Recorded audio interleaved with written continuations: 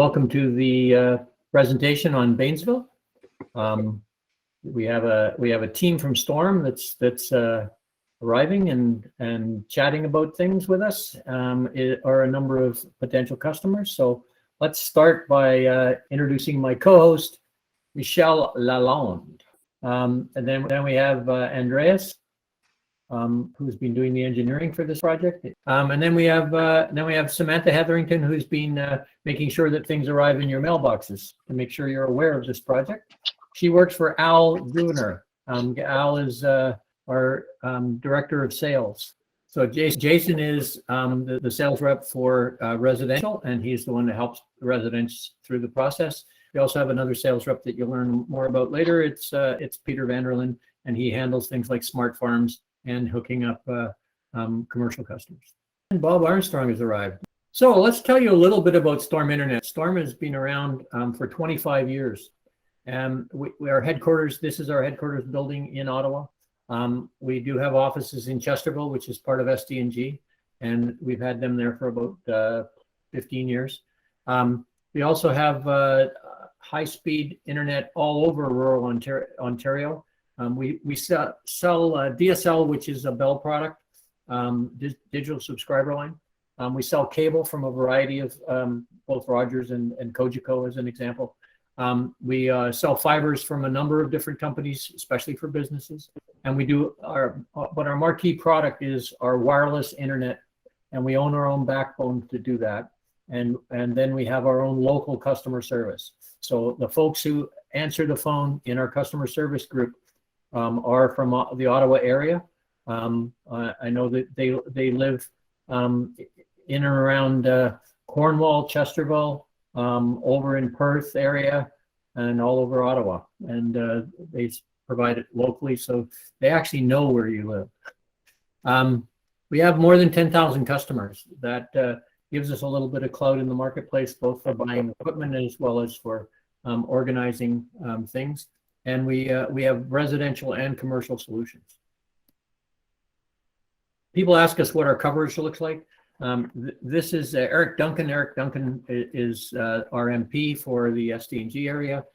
He dropped by our office in Ottawa, and we chatted about the challenges of running an internet business, especially in rural areas, but an internet business in Canada, specifically because there's so much that's going on with the big three that we don't always get the airtime that we should. And I told him some of the issues we had. This behind him is a map. At the top of the map is Ottawa, and all those little bubbles out there are the bubbles that show where our towers are and where we're providing service to rural Eastern Ontario. You know, we're doing quite a bit of work to make sure that we're covering up a lot of the territory. So for a business, if you know somebody in business and they want better internet, you don't just buy DSL, you buy bonded DSL, which means instead of getting one line, you get 2 lines or 3 lines or 4 lines. And instead of 6.1 or 6.3, you end up getting, like if you have 4, you might get 20 out by combining the 4. So you can get higher speeds even from that. We pioneered bonded DSL back in about 1999, 2000 kind of era. We do fibers, wireless, and cable internet. We do a custom solution to suit the business. It includes things like cameras. It includes things like a Wi-Fi audit, and then help people do a layout for a Wi-Fi design. We can help with sensor integration. You know, business services are quite important to our business. And for businesses that want a domain name, so like storm.ca is a domain name, you could get your own. We are actually a registrar and can sell you that. And we can bring you full location for your servers, which have the advantage of dropping into a computer room that has multiple channels coming into it, fibers coming into the building. We can do web hosting, and we do a lot of work to help customers with network security. We're in about 180 different businesses. So this particular project, the solution that we're building is to provide internet to South Glengarry. The township of South Glengarry approached CENGEN and asked CENGEN, the Center for Excellence for New Generation Networks, if there was a way to get higher speed internet into their area that was massively lacking that. And I don't know if Kirby wants to say a word on that, but Kirby, who's on this call with us, is our sponsor from CENGEN. and he's helping fund the project with us. Did you want to say a few words, Kirby? Sure. Thank you, Burkett. Yes, Sengen is really excited about this project. It's a really interesting project that we're working with Storm Internet on, and we're very happy to have them as a partner to help improve internet connectivity within Glengarry Township. It's been a really interesting project so far. We've got one of the two towers already built, and really excited to see this last tower get built so we can get a much wider footprint within South Glengarry Township. Thank you, Burkett. No problem. Thanks for helping the team understand what's going on. So we have our tower in North Lancaster. It's up, it's running. People are connected to it. We're doing site surveys to make sure people can connect. We're helping people with a tower program to if they need a tower, we can be flexible on how they get that tower from us.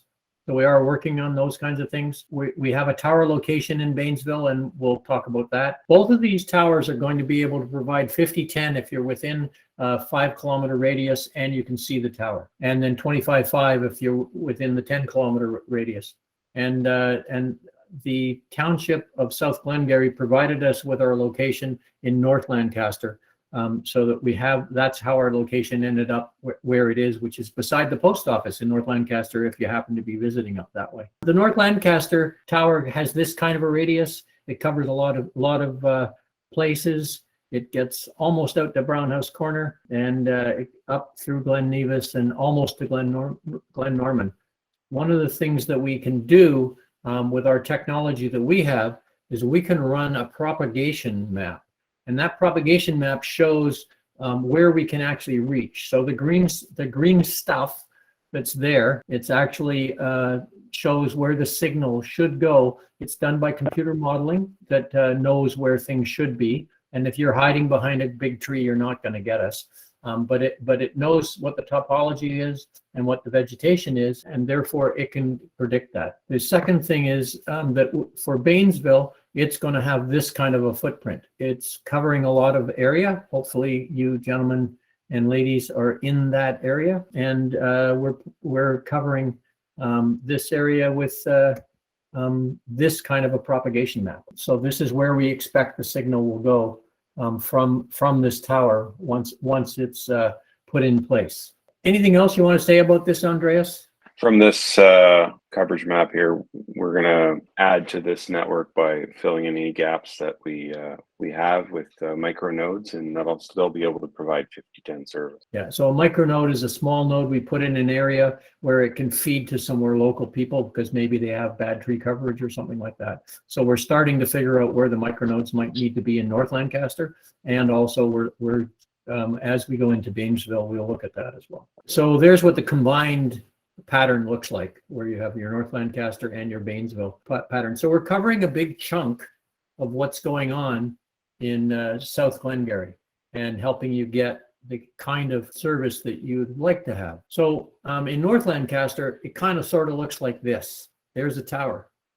If you can see it like this, you can certainly get there. One of the things that we have is a little movie that shows you what we can do with some of our tools. So some of our tools are there to be able to take a look at how we can get signal from A to B.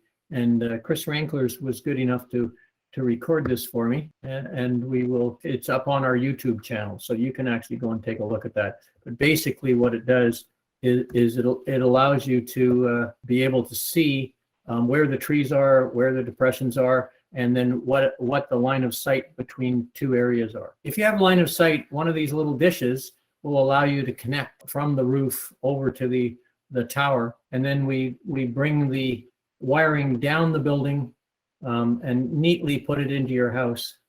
And at the end of the day, you end up with a 50-10, in this case 52 and 10.7, the speed available and ready to go. A ping time of 17 milliseconds is excellent.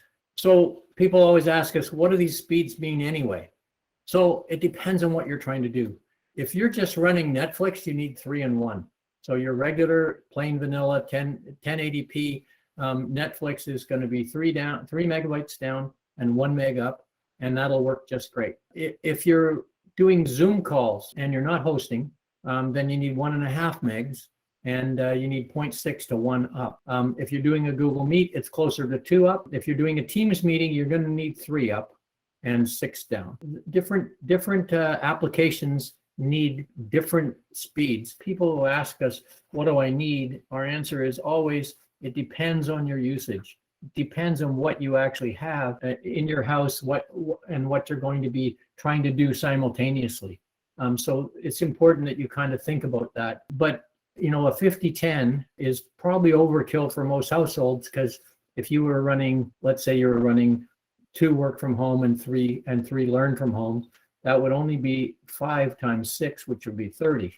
So you need 30 down. You don't need 50 down. But hey, somebody else might be playing a game. What this is going to do is allow you to work from home, learn from home.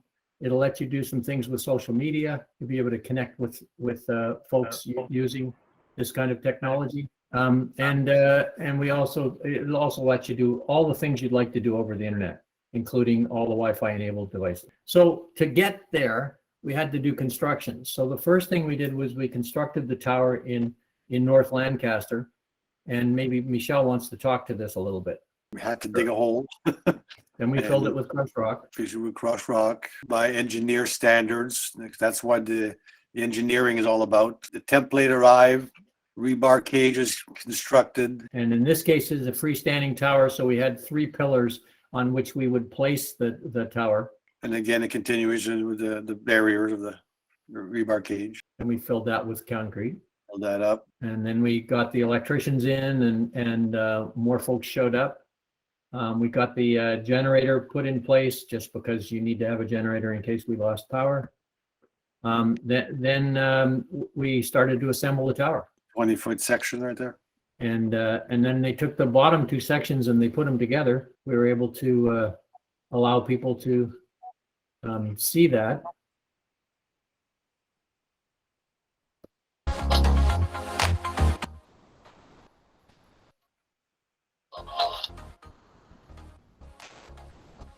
Want to talk about the lift? There was real wind that day. Those guys are actually fighting the wind.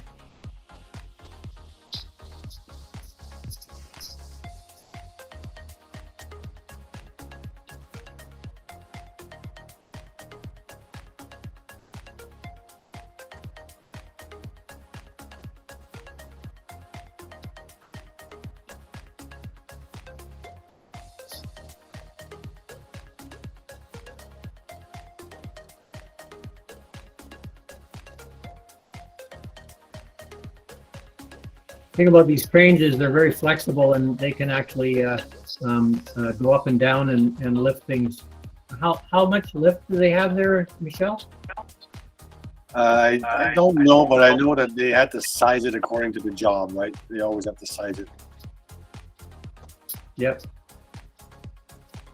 It's and so they can actually extend it so it can make different heights, and that allowed us to be able to put up the tower to its 200 foot.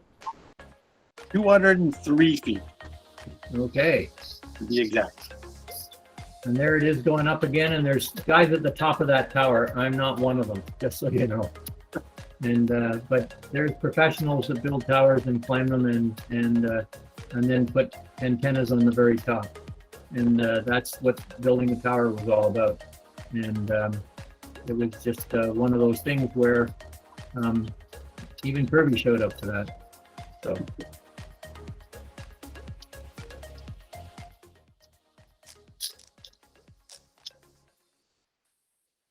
There's an artsy photo you can take from the bottom, and Baker's Tower is a partner of ours.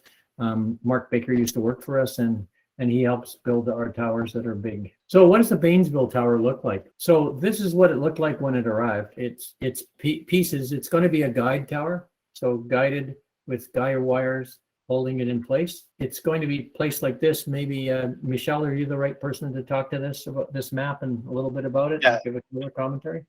Yeah, so a guide tower requires a big footprint so that the tower sits in the middle. And then the guy wires have anchors on the 3 sides, 120 degrees each. and it needs a good footprint, nothing And like so- the other one. And so to get that footprint, we had to clear out a few trees. Yep, site preparation. So we had to cut some trees, did some test holes for the geological surveys that they came with their drill to drill to see what the dirt looks like, or the sand composure or whatever. Yeah, they basically want to know how much traction a spike in the ground might get if it was going down. Cutting Cut some more trees. Those trees were all up a couple of weeks ago, so we had to take them out of the way. Then you staked out the site. So this is the one beside the barn, and there's the other three. So now we've actually completed staking out the tower, and we're basically we got some guy wires already set to take a look at for guying down the tower. So basically, we have the geo and soil report. We have a wind report. We've completed a community consultation with the township. We've looked at the radios we're adding and submitted all the information on them. See, each radio is actually acts as a sail. So while it's way up there on the tower, it ends up when the wind blows against it, helping push the tower sideways, which is why you need the guy wires. And so we actually know what radios we're putting up there, and we're allowing some room for putting some smart farm radios so we can do point-to-point to smart farms or businesses. So we're allowing for that, and we submitted all that to the engineers. The engineer is using this to decide what the foundation needs to look like, what the piers are required for the tower, and then what guys are going to be required to connect to those piers, and any other requirements that he sees that we need to have as we build out that tower. We're expecting a foundation specification this week. We're pouring the foundation next week, and then Hydro and UPS are on order.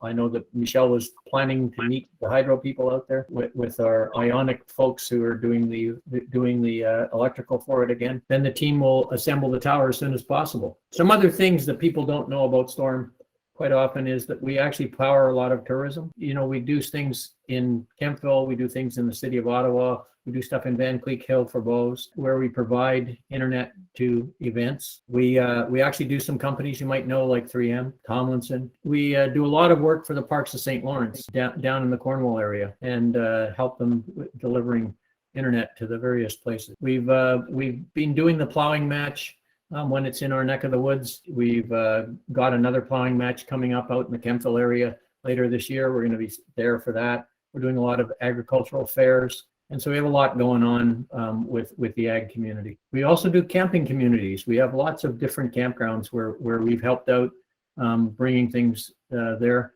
Campgrounds was a big vertical because we found a lot of people getting away from the internet, wanting the internet at their camp. So it became a big thing. So Moonlight Bay is one of the examples that they eventually went to fiber to the trailer.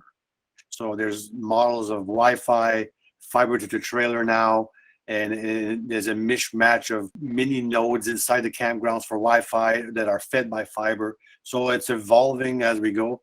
And then within Bainsville, there's a lot of campgrounds along the St. Lawrence that will be able to be reached that we've had on our list for a long, long time. So we already had a bunch of people down there that are been waiting for years. Yeah, so a quick review.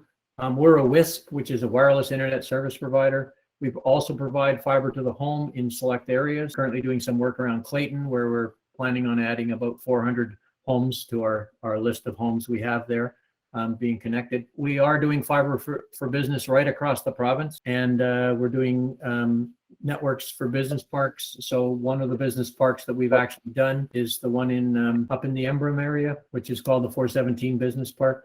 We put fiber into that to help the economic development folks out. Now it's turned out that it's the one down from the big 1 million square foot Amazon warehouse, and more people are showing up in that park, which is Bob has a question. All right, how are you guys tonight? We're good. I had a question about where exactly this tower is going to be. Yeah, it's the north side of the 401, just in front of Craig K, but north of the 401. So it's past Wesley's Point, but before that second overpass? Yes.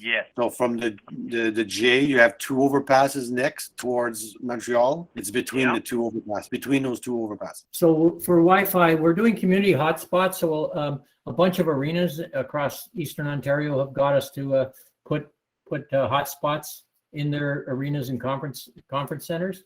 Other things we're doing, we are doing inexpensive VoIP phone service, so voice over IP. Basically, your phone runs across the internet. We have very good rates for people who want to do that. We've done a lot of smart farms. We have over 150 smart farms, mostly in SDNG, where we've got things put together for dairy barns, where we've integrated all of the pieces and parts. We've also got work done for grain and cash croppers, grain handlers and cash croppers, and we're doing a lot of work with maple farms, both for their hospitality and for their IoT or Internet of Things, where they're monitoring sensors to understand when they have to send somebody over to empty out a line and things like that. Those are and we are also doing DSL and cable. So that's a quick recap. If you actually have an interest, you should actually register your interest at storm.ca/Bainsville. What we do is we do a site survey. The site survey to your house costs $49.95. And if you can be connected, then that's non-refundable. Otherwise, it's built into the plan. And maybe Jason, you want to talk to this. So the site survey is where we go out and we test to make sure that we can get service. So I pre-qualify all the addresses beforehand to determine likeliness of service and proximity to the tower. And then that site survey fee gets credited towards the installation, which is a $249 install if you choose to go on a month-to-month basis, but you can sign a 2-year commitment, which would actually waive that standard installation fee. Okay, and if you are at home when we come to do this, we can install you on the spot. That antenna that we showed on the side of a house, it's actually assembled. So there's a bunch of pieces and parts that get assembled into those little dishes that you see over there. The question most people want to ask, and I know maybe John and Carmen, maybe this is your question. You might want to know what it costs, because that's usually the question we get about this time. When it was published in the Glengarry paper, the site was over here by Bainsville, by the bridge coming over to Bainsville, and it was the third farm left of our house in Shannon Lane. Now you're telling me it's moving over by Craig's Key. Don't understand that. No, it's not moving to Craig's Key. It's moving over by that farm. The farm, just the road, the bridge that takes us into Bainsville. It's coming down the second farm on the left-hand side on the South Service Road Highway 2, correct? Correct. On the north side, yes. 21 something, 21 and 23 something the address? Yes, 23, 8, and 91, I think, or something like that. Exactly. Yeah. What I said was it's north of the 401 across from Craig Key. So there's Craig K. Not across from Craig's Keys. Well, Craig Key's property. Okay, now I see. Yeah. Okay, maybe it's not close. It's the red dot in the middle of this page. Now, last October, the Glengarry said you're putting a tower up in Craig's Key and the marina. What happened there? And that was the original plan. It didn't work out. Sometimes it turned out that the soil was actually on. Maybe Michelle, you want to talk about the soil and the challenges of putting 70 foot into the ground for each pier. Yes. So the location that we selected, the ground conditions did not meet what we were trying to build. It would have been a crazy expense to drive in pylons 80 feet down to be able to get a solid foundation. So we had to find another spot. So that's what happened there. It wasn't a good ground condition. Engineering changes things sometimes. So we're offering different packages. You pick the package you want, and these are the packages. They're called. Our name for high-speed wireless internet is Velocity, and you can get from 10.3 to 5010. You decide what you actually want to have for your package, and we'll put it together for you. They're all unlimited data, so you never have to worry about running into a data cap. There will be no overage charges. We're actually feeding this tower from our other tower. How can you guarantee me I have to pay $49 for $50? I need the last package of $129.95 because I want high speed. What's the difference between you and a satellite? So the feed is fed by fiber from our North Lancaster tower, and it's fed with a licensed link. The licensed link is effectively a fiber link from North Lancaster to Bainsville, and from there you're going to get fed from one of our distribution nodes. With satellite, it has to be beamed up to Leo orbit and then beamed back down to Earth. So Leo orbit is like 1,000 kilometers, as low as 500 to 1,000 kilometers up in space. So you're going to have increased latency. You'd be subject to environmental conditions at times. They're working that out right now, but it's a more stable connection with a terrestrial solution, fed by fiber, as opposed to having to beam it up to satellites. Another Okay. thing, two more things about satellites just for fun. One of them is on a most recent launch, there was a solar flare that went off, and 40 of the 49 that were being released for the low Earth orbit satellites, or LEO satellites for Starlink, by that solar storm. So that's kind of an interesting thing that could happen. And then the other part is Starlink can only support so many people in an area. We like to think that Storm is aiming at solving the problem for the community, not for an individual. If you're trying to solve the problem for an individual, you might be okay with Starlink. If you're trying to solve the problem for a community, Starlink can only have so many in a 10-kilometer radius, because that's just the saturation level for the antenna. So I hope that completely answered your question. If the system doesn't work, how do I cancel? What's the term of the contract here? I mean, if you don't get it, and then buyer's remorse, you'll get what you just been promised. Yeah, so Storm has a great reputation and that's how we got to 10,000 customers, because we deliver what we say we're going to do.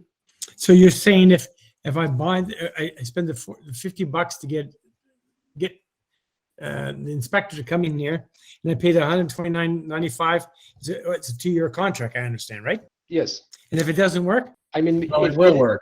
have a It good will day, work. John. Exactly. The thing is, before we just come and install, we just do a site survey and make sure that you have the signal. So then if there's no signal, then we don't install. We won't even send a truck out for a site survey Exactly. if we think there's no chance. Okay, Pierre, you're up. Okay, my question's regarding the design of the system.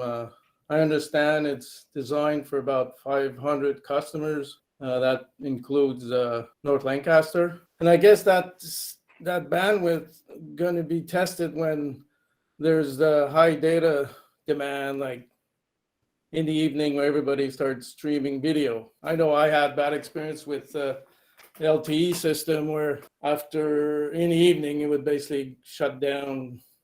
You know, I understand there's a different priority level with LTE, but it wasn't a priority issue. It's just the high data rate. Now I want to know on your system here, what is the limiting factor? What limits it to 500 customers? Why is it not 1,000?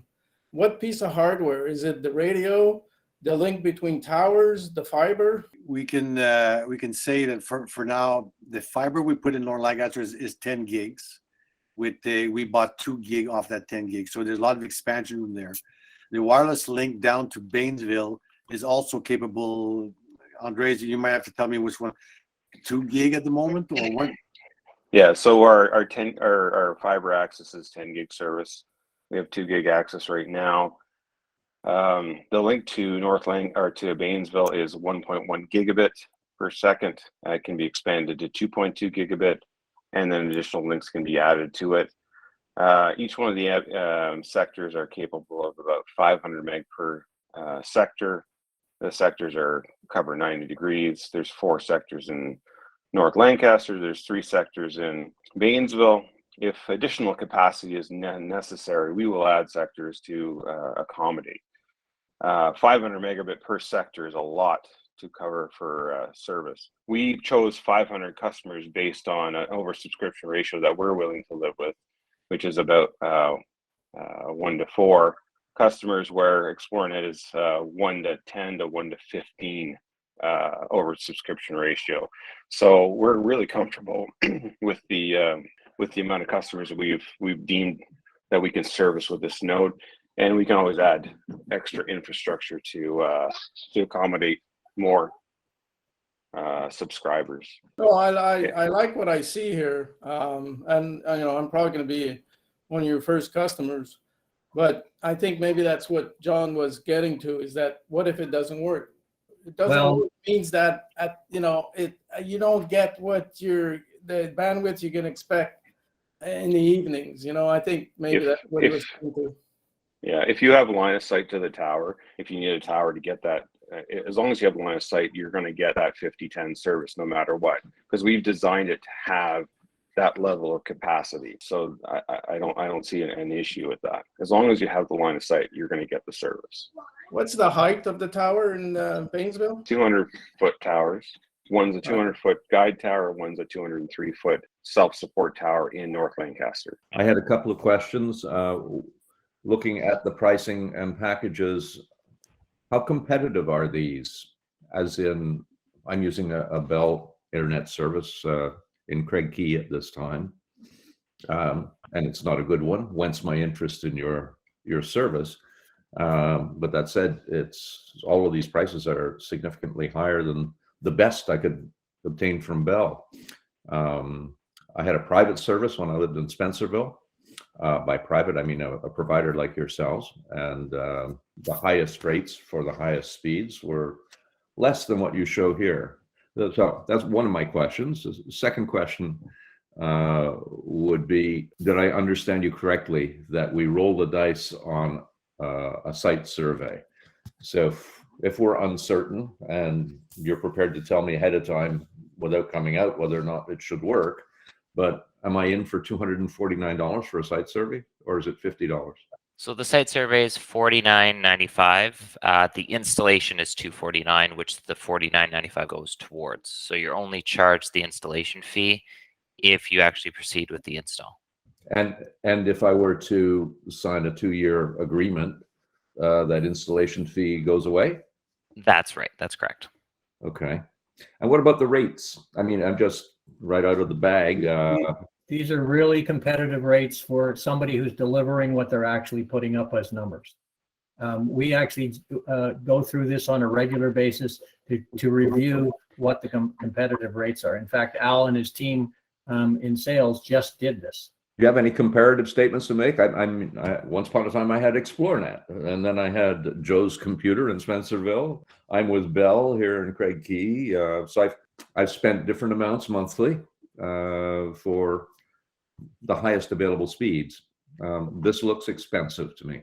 The price basically, we are just doing the market research and finding out the right price for the right products. And you may pay less, but you may not get the same speed that you've been promised.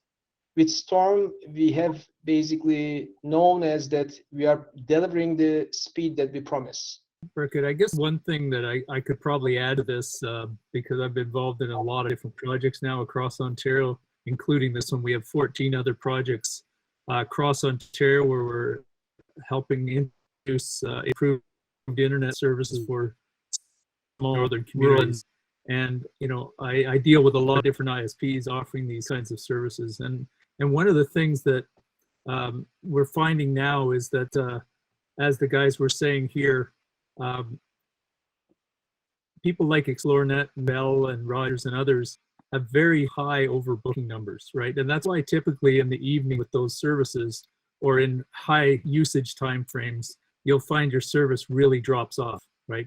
And that's because they have way more subscribers than the amount of bandwidth that they have, right? They overbook at much higher amount. The other thing that some of the larger tier ones do is they throttle back your service as well. As peak demands go up, or as you hit they don't have a data cap per se, but once you hit the certain bandwidth usage, they throttle you back to a much lower service. So you may have bought a 50-10 service, but once you hit a certain amount of data per month, they will roll you right back to like a 10 and 1 service, a 50 and 10, or a 25 service or something like that. Where with the Storm offers, you don't get rolled back just because you've used a certain amount of data throughout the month, right? So this is one of the sort of subtle differences that these smaller ISPs can offer that the big guys don't, right? Is much less overbooking, which means you're going to get better service overall. And secondly, you're not getting throttled back quietly halfway through the month, certain data usage, right? So in theory, it's unlimited data in the other plans too, but they throttle you back, so your performance actually drops significantly once you hit a certain usage level. So that's really important to understand, and it's not really well documented. You really have to search to understand those differences with some of the tier 1 service providers. So that's just to keep in mind when you're considering storm service. The thing you, Thank you, Kirby. also want to know is that Kirby is actually one of our sponsors. If you weren't here at the beginning, Kirby's from CenGen, which is the Center for Excellence for New Generation Networks. And they are the people that responded to the call from South Glengarry, where they were looking for somebody to provide them with this service. There was an RFP put forward. We actually came up with a design that had this in it, which included some innovation, which made the CenGen folks happy with that kind of innovation, and made the township happy because they were going to get service provided in areas that Bell won't be coming to for a very long time. I had, what's the, is there a help desk, support desk? Yep, support at storm.ca or just call in. So Jason Riddick was kind enough to put up our hours of operation and the support hours, which are 8 a.m. till 9 p.m. Monday through Friday, and Saturday and Sunday from 9 till 5. John, I wanted to talk about the first question you had. If you're surrounded with trees and there's no hope in hell that we can get your service to your house without you investing in a tower of some kind, then the site survey stuff changes, because we won't roll it. Well, the problem with site surveys is we roll a truck to go test from your roof. But if we arrive there and you're engulfed in trees and there's no way we're going to get a signal, we're not going to expect the site survey fee. If it's a house that has line of sight to the tower, and then it works, and then you decide as a customer, well, I changed my mind, I don't like the price, we came out to investigate, that's where it basically applies that it's non-refundable. Okay, we don't mind paying for it. In the springtime, the property across the street is nothing but farms, and up and down the street of Shannonville, there's trees. We hope if it goes in the farmer's field where I'm thinking it's going in, which you guys told me, just west of Bainsville by two farms, we should have a shot at it. I don't mind paying for it. Okay, I don't mind paying. Have someone up and come in March or April and say, okay, I can see the tower. You can get a shot. So John, another thing that might be important is that Michel and his team are pretty innovative. I've seen them actually put a small post with an antenna on it outside your tree line, so that they can actually point there, because maybe outside the tree line they can see it. And of course, we also have a recommendation, which is an arborist could be a good friend. So I don't mind paying the money to have someone come out and take a look at it. Because like I said, Jason also mentioned that if we see on the map that your distance is too far out of range, and there's a big forest and a mountain in the way, we can kind of tell. We have a tool that we plunge in the GPS, and then it brings us up on the map, and it shows us an elevation map of if it's possible or not. So we do some work prior to sending a truck over to your house to test it. When do you actually expect this to be up and running in people's homes? Mid-April to something like that. If everything goes to plan, April timeframe, May. Yeah, so it's quite possible. It's quite possible the tower will get built before the end of March. We're waiting on the engineering final specs so that we can actually have the concrete poured. The issue is that if they don't get that spec out pretty soon, the field will be hard to drive in to go and drop that get a cement truck in to drop the concrete. That's what we're thinking. So that's why we're hoping sooner rather than later. If it has to dry a bit, by May we should be installing you. Okay, so the site surveys can be done prior to this, like anytime? No, we need everything up and functional so that we can test towards something. There's no guesswork here. But the one thing you can look at is whether, if you're there anyway, and John offers you a coffee, we can get you a something where we take a look at are there alternate places on your property that we could feed from, because it doesn't have to be on top of your house. If you start eventually one day by March 15th-ish, start looking towards the tower and you see it, then you'll know for sure you'll be able to get it. Jason Riddick is our residential sales manager. He's been handling questions about sales items. You can reach him by calling Storm and going to extension 240. Peter Vanderlyn is at extension 237. He's doing the commercial side of the world. It looks like Terry Davis has one more question. Once the cable or the receiver and radio are installed on the house, up a tower, I have an existing tower. What does it look like between that point and a connection in the house then generates a Wi-Fi signal throughout? Is that any kind of router? Is it, I mean... Any router will work with the service. The only issue you may have is if it's a router that we're not familiar with, we may not be able to help you set it up. Our technicians will try on site, our customer service team will try, but if they're not familiar with the model, or if it's an older one, they might have some issues, especially if the firmware hasn't been updated in quite a few years. So we do recommend a router that we support, but you can use your own. We're in the business of delivering great network speeds to people.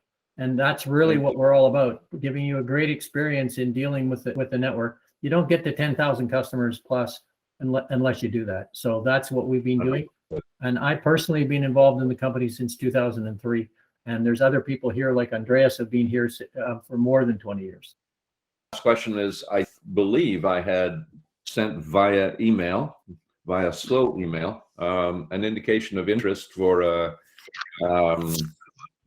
quote and or a site visit. I registered my interest with your office. Is there a way for me to confirm that, or do I just re-register my interest? I have it here. You got it? Good stuff. Yeah. Thanks, Jason. Yeah. The moment that tower is like at 80% complete, and while they're testing the signals, Jason will be on the phone and an email to every one of you. So we want to give a special thanks to Sengen, who are sponsoring this with us. You know, it takes, we like to say it takes a community to raise a tower, because it's true. South Glengarry gave us a location in North Lancaster. The South Glengarry area of Bainsville, we have a tower which we've rented the space from a farmer. We've got Baker's Tower Tech is helping us build this. The previous tower was from Trilon. There's a new engineering company that will be added to this slide shortly. They're doing the engineering work on the guided tower. Cornwall Gravel has come in the previous one, and they're expecting to use them again to build the base properly. Bell provided us with the fiber to our tower, so we could feed all this contract in. Ionic and electrical contracting out of Cornwall was hired to be able to do this. LV Fencing, MR Blay, who are electrical contractors who set up our generator. Pine Grove Shed provided us with our shed. St. Lawrence Testing and Inspection did the geo surveys, and Steve Willett did our original testing out of North Lancaster when we needed somebody to be the guinea pig. And he was on our last call. We had him on our call for North Lancaster, and he told people about how it was rock solid. He was able to watch Netflix while downloading several gigs of what's called GTA 5 or Grand Theft Auto 5, and that's what we got. So thank you all for attending tonight. Thanks to Michelle and the rest of the Storm team for helping us out with the presentation. And with that, I'm going to call it a night, because we're right on time for closing it down. Thanks so much, everybody, and I'm sure we'll be talking again soon.